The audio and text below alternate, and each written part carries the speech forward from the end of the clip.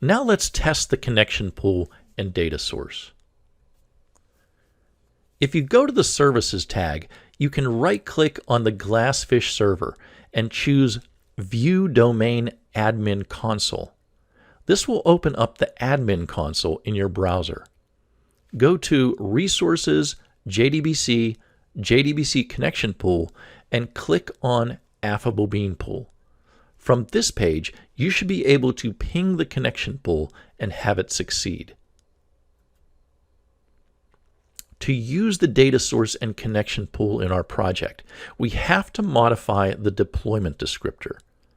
Go to the web.xml file and click the References tab. Under Resource Reference, choose Add. Your resource name is the data source name, which is JDBC/AffableBean. The resource type is javax.sql.connectionPoolDataSource. This is what the NetBeans tutorial has in the text, but a picture of this box may still have the class DataSource instead of ConnectionPoolDataSource. Make sure you have ConnectionPoolDataSource as your resource type. To make sure everything is working as it should, we're going to set up a Test Jsp page named Test Data Source in a folder called Test. Do this with the wizard as shown in this slide. Make sure the test folder is not in the web-inf folder. Otherwise, we won't be able to access this page from the address bar. Recall that the default JSP page just has some HTML code that prints a large Hello World message. Place the cursor on a new line right after the Hello World message and hit Control Space. This will bring up a menu in which you can select what element you would like to insert at that position on the page. In this case, select DB Report. This will open an Insert DB Report dialog box. For the variable name, put Result. For the scope, put Page. For the data source, put JDBC/AffableBean.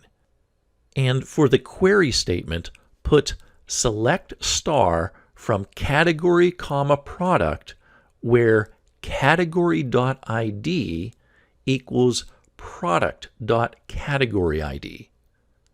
The SQL query selects all rows from the join of tables category and product, where the ID from the category table equals the category ID from the product table.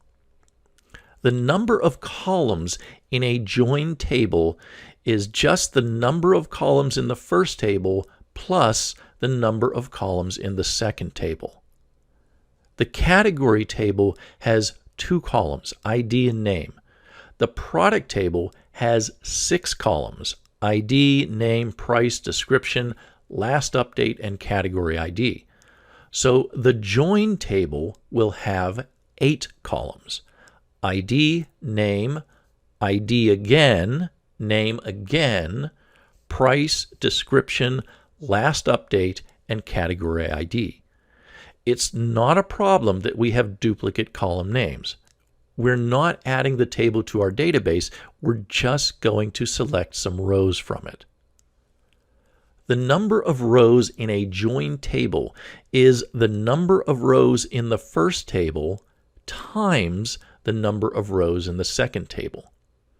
Essentially, every row from the first table is paired with every row from the second table.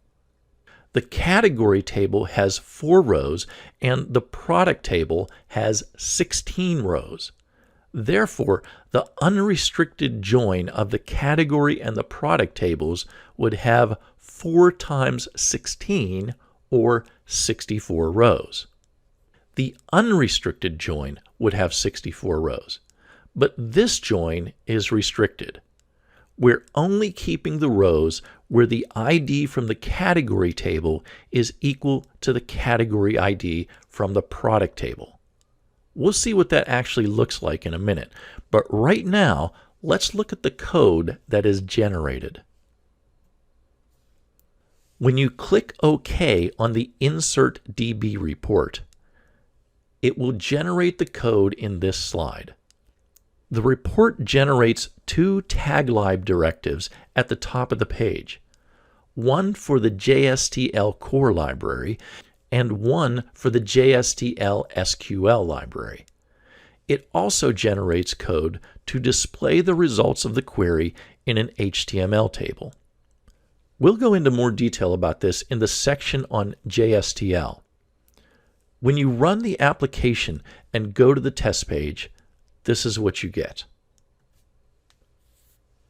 Notice that there are two ID columns and two name columns at the beginning.